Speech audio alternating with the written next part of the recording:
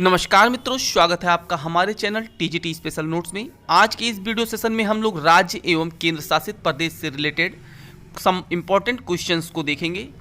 तो friends, video बहुत ही important होने वाली है, तो वीडियो के अंत तक बने रहें। यदि आपने अभी तक हमारे चैनल को सब्सक्राइब नहीं किया है तो इसे अभी सब्सक्राइब कर बेल आइकन प्रेस कर लें, जिससे किसी भी लेटेस्ट वीडियो का नोटिफिकेशन आपको सबसे पहले मिल सके। Now without waste our time, let's start. First और इम्पॉर्टेंट पॉइंट है, राष्ट्रपति संघ की कार्यपालिका का संवैधानिक प्रमुख होता है। फ्रेंड्स, याद रखिएगा, जो राष्ट्रपति होता है ये किसी भी संघ की कार्यपालिका का जो है संवैधानिक प्रमुख होता है। राज्यों में राष्ट्रपति के प्रतिनिधि के रूप में आपका राज्यपाल होते हैं, जो कि कार्यपालिका का संचालन करते हैं। एक चीज़ और जान लीजिए, राज्यों में सरकार की व्यवस्था काफ़ी हद तक संघ से मिलती जुलती है। आज प्रेजेंट टाइम में देश में 28 राज्य और 8 केंद्र शासित प्रदेश हैं। ये इंपॉर्टेंट फैक्ट है फ्रेंड, इसको नोट कर लीजिएगा। अब यहाँ पर क्वेश्चन कैसे बनता है ये बता दें। जैसे आपसे पूछा जाए कि संवैधानिक प्रमुख कौन होता है, कार्यपालिका का संवैधानिक प्रमुख कौन होता है, तो आप कहेंगे राष्ट्रपति।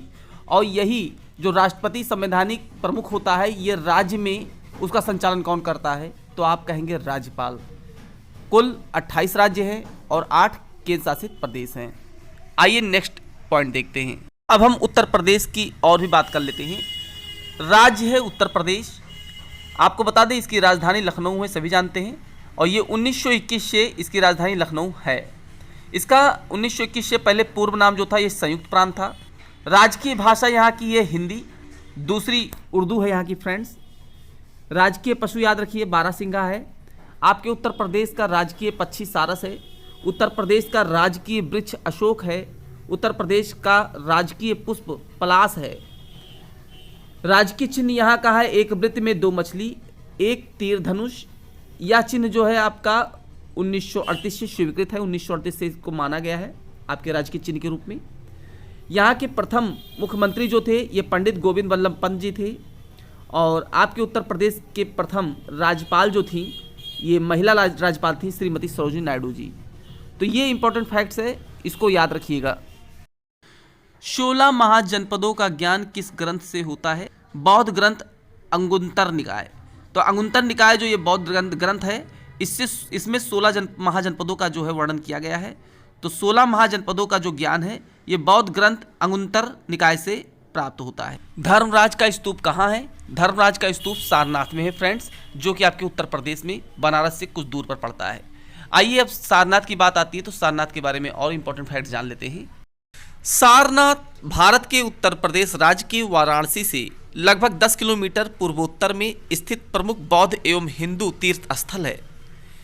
ज्ञान प्राप्ति के पश्चात भगवान बुद्ध ने अपना पहला उपदेश यहीं से दिया था। फ्रेंड्स, यहाँ एक क्वेश्चन बनता है कि गौतम बुद्ध जी ने अपना पहला उपदेश कहाँ दिया था, तो याद रखिएगा सारनाथ में।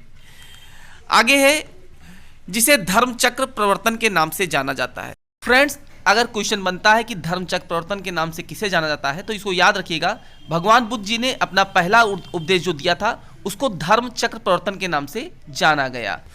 इसके साथ ही सारनाथ को जैन धर्म एवं हिंदू धर्म में भी महत्व प्राप्त है। जैन ग्रंथों में इसे सिंहपुर कहा गया है और माना जाता है कि जैन धर्म के 11वें तीर्थकर जो थे श्रेयसनाथ का जन्म यहाँ से थोड़ी दूर पर हुआ था। तो फ्रेंड्स, सारनाथ से रिलेटेड ये इंपॉर्टेंट फैक्ट्स है, इसको नोट कर लीजिएगा अपने नोट्स में। नेक्स्ट है अयोध्या शिलालेख संबंधित है। तो फ्रेंड्स, आपको बता दें जो अयोध्या शिलालेख है ये शुंगों से संबंधित है। नेक्स्ट, मथुरा कला केंद्रों का विकास कब हुआ? तो मथुरा कला केंद्रों का जो विकास है ये कुषाण काल में हुआ। फ्रेंड्स, भारत सरकार का राजकीय चिन्ह लिया गया है, जिसमें आपके शेर के 4 मुख दिखाई देते हैं। तो ये आपका जो राजकीय चिन्ह है ये सारनाथ लघु स्तंभ शीर से लिया गया है। ये क्वेश्चन इंपॉर्टेंट फ्रेंड्स, कई बार एग्जाम में पूछा भी गया है। अब जो इसमें जितने भी इंपॉर्टेंट क्वेश्चंस हैं फ्रेंड्स को नोट कर लीजिएगा और वीडियो को ज़्यादा शेयर कर दीजिए। और अभी तक सब्सक्राइब नहीं किया है मेरे चैनल को, सब्सक्राइब कर बेल आइकन प्रेस कर लें। नेक्स्ट है अवध की राजधानी किसने फिरोजाबाद से लखनऊ कर दी? तो फ्रेंड्स, आपको बता दें अवध की जो राजधानी थी ये फैजाबाद से लखनऊ शुजाउद्दौला ने कर दी। इससे पहले फैजाबाद में थी। सल्तनत काल में दिल्ली से आगरा राजधानी किसने परिवर्तित की? तो फ्रेंड्स, आपको बता दें सल्तनत काल का एक इम्पॉर्टेंट और बहुत ही फेमस जो है शासक था सिकंदर लोदी।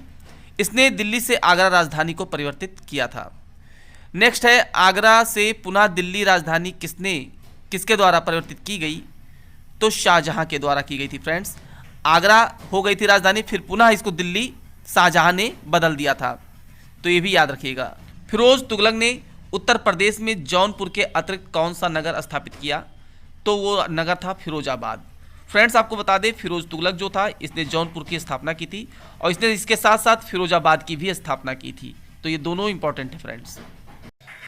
नेक्स्ट है हर्षवर्धन के बाद कन्नौज पर किस शासक का आधिपत्य कायम हुआ था?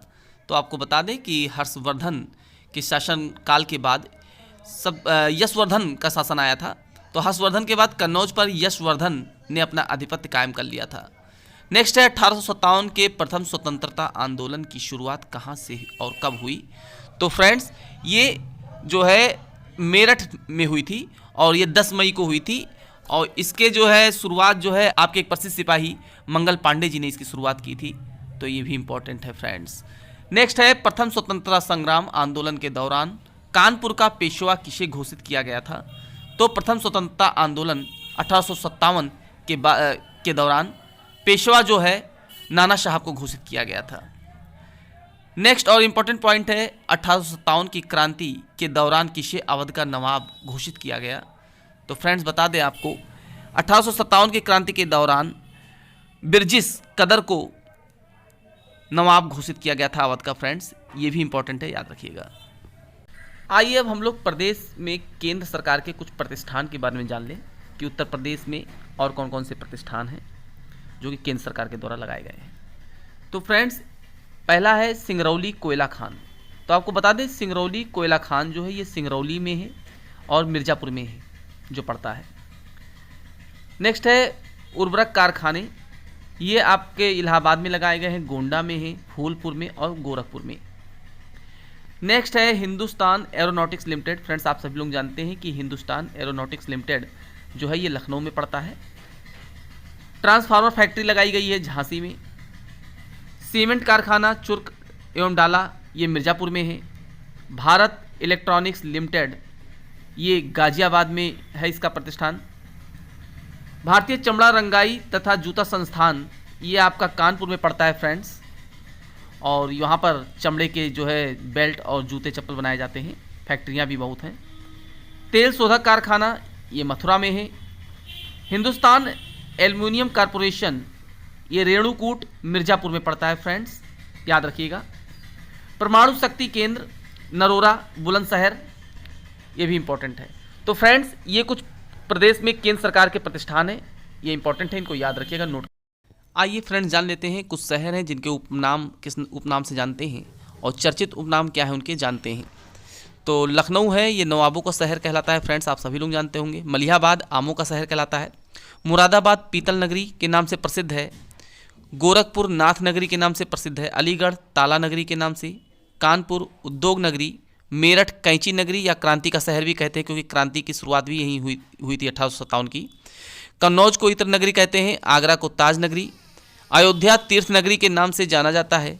फिरोजाबाद में फ्रेंड चूड़ियाँ बहुत बनती हैं, ये चूड़ी नगरी के नाम से जाना जाता है। वाराणसी में देवी देवताओं के घाट बहुत हैं, इसलिए इसे घाटों और अखाड़ों का नगर कहा जाता है। बरेली में बेत के और बांस के सामान बनते हैं, इसलिए बरेली को बेत और बांस का जो है नगर कहा जाता है। गाजीपुर को हम काशी की बहन कहते हैं, यहाँ अफीम का उत्पादन बहुत ज़्यादा होता है फ्रेंड्स। तो इतना इंपॉर्टेंट फैक्ट्स है, इसको याद रखिएगा।